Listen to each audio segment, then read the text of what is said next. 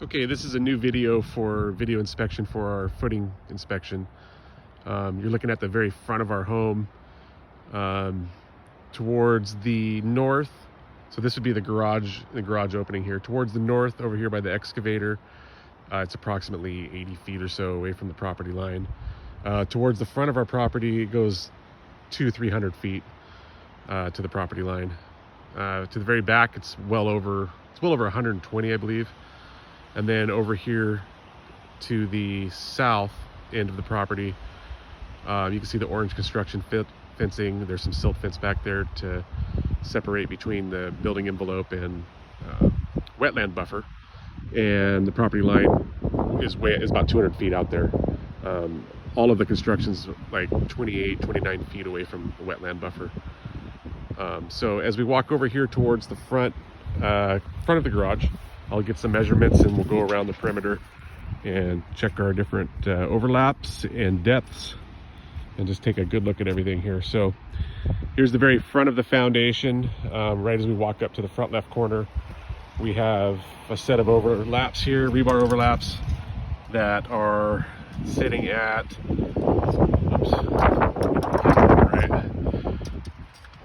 they're sitting at 27 inches, and I've got another one that's over 36 inches. All of the vertical uprights are tied in every 18 inches. As you can see, it's about 17 inches. And they go across the front of the garage here. The orange markers represent 18 inches, and like I said, they're all tied in, every one of them around the entire perimeter. As I walk towards the front here of the garage, this is where the garage opening would be, so there's no uprights. I come across another overlap, and that is right here at about 26 inches. And then right next to it's about 27 inches. Oh, 26. Okay.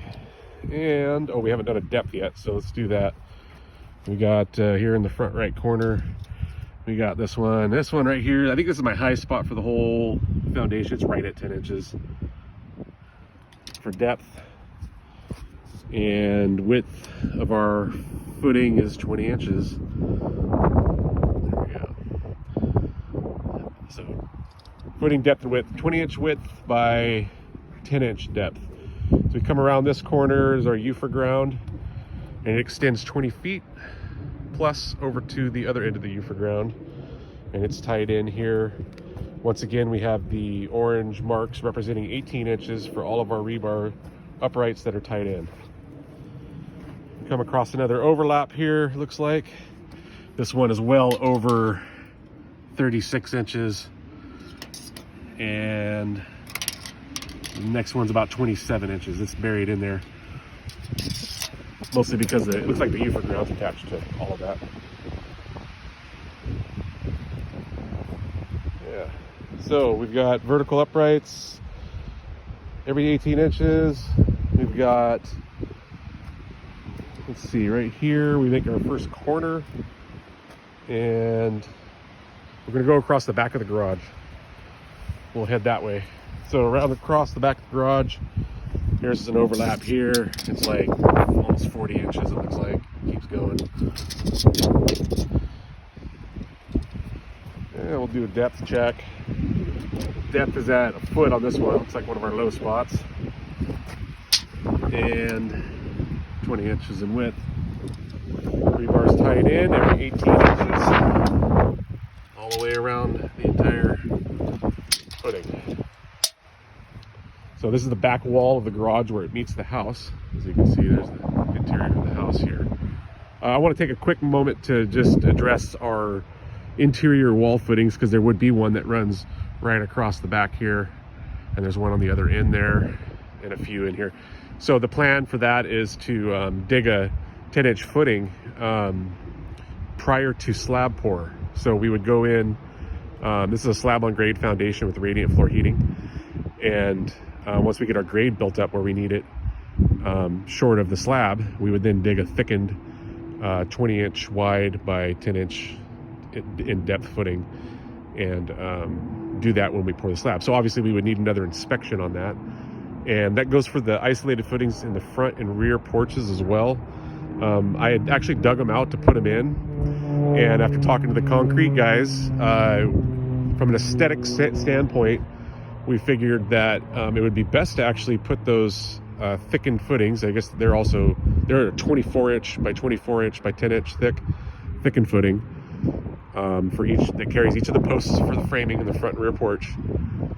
It would look better to do that as part of the porch pour. So after we end up backfilling this and get the slab in, we're gonna put the porches in, and we'll probably need another inspection on that. I think he mentioned that we would do the isolated footing and the interior wall footing inspection at the same time prior to pouring the slab and the front and rear porches. So hopefully that clears that up. If you have any questions, just let me know. So as we come across the back here, we're going around the corner, and we've got, let's do a quick depth check. We're at 10 inches. Oops, I didn't get that on film. There we go. We're at 10 inches right there, and a little over 20 inches for our width. All right, there's another overlap here. Try to get the camera in right. It's at 27 plus. And then this one hooked on there. Another 36 inches. So we're working our way across back to the front left corner of the garage. Now I'll take a moment and look down this wall. This is the front wall of the home, and you can see the bump out for the porch. And we'll head down that way.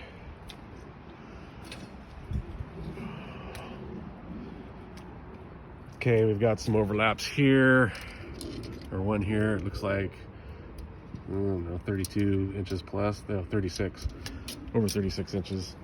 So we come across the front. We've got all of our rebar tied in like it's supposed to be, and it's 18 inches on center.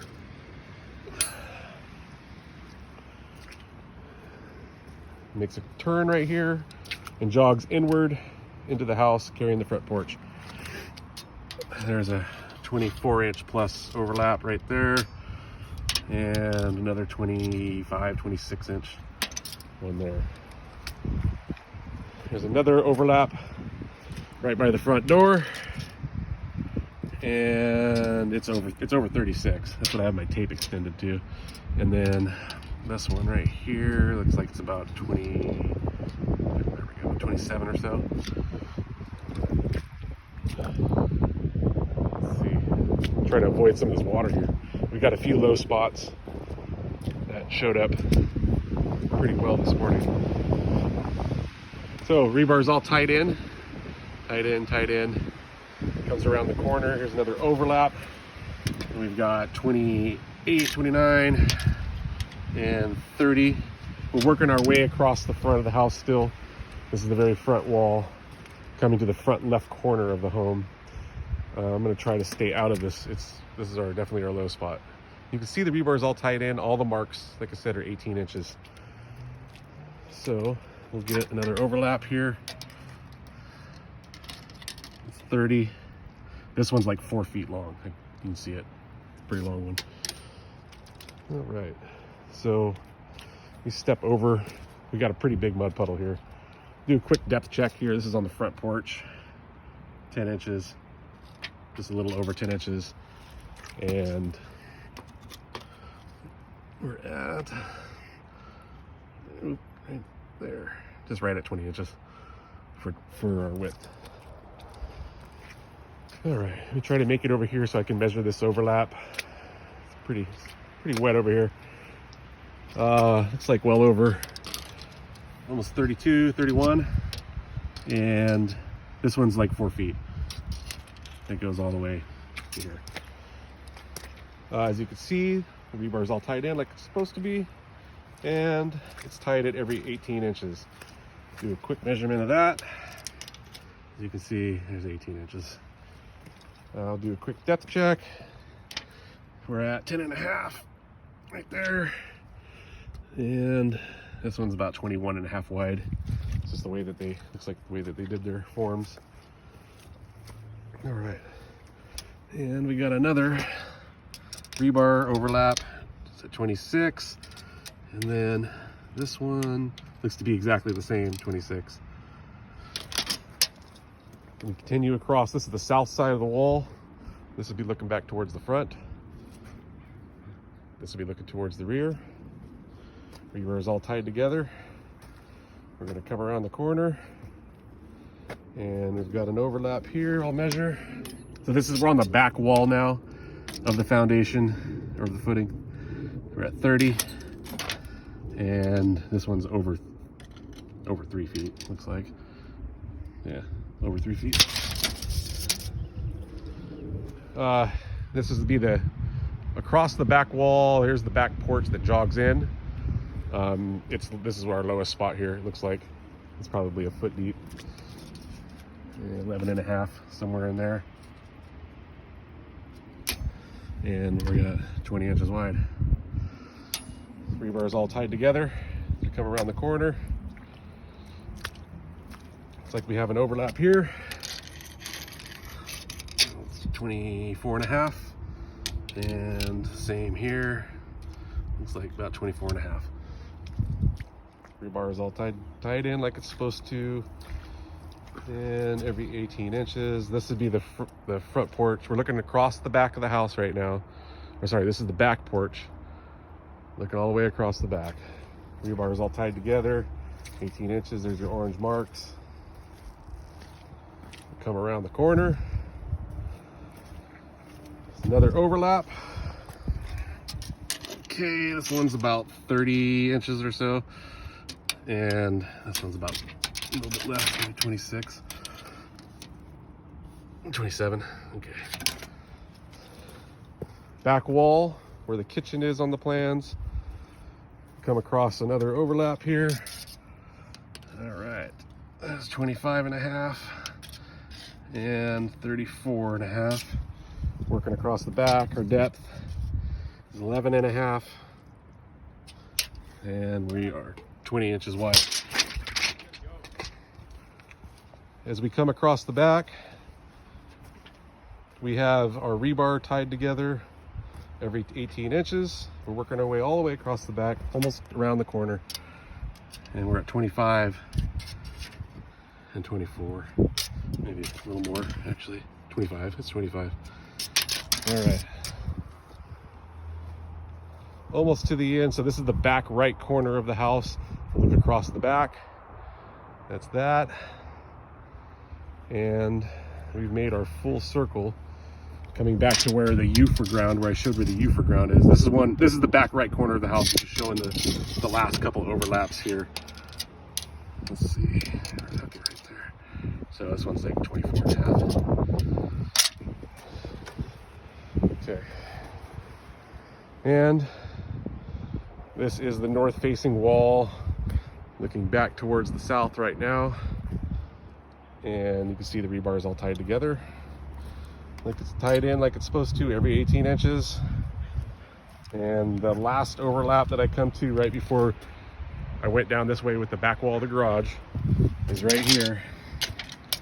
And it is 25 and a half inches by 25 and a half inches on this one.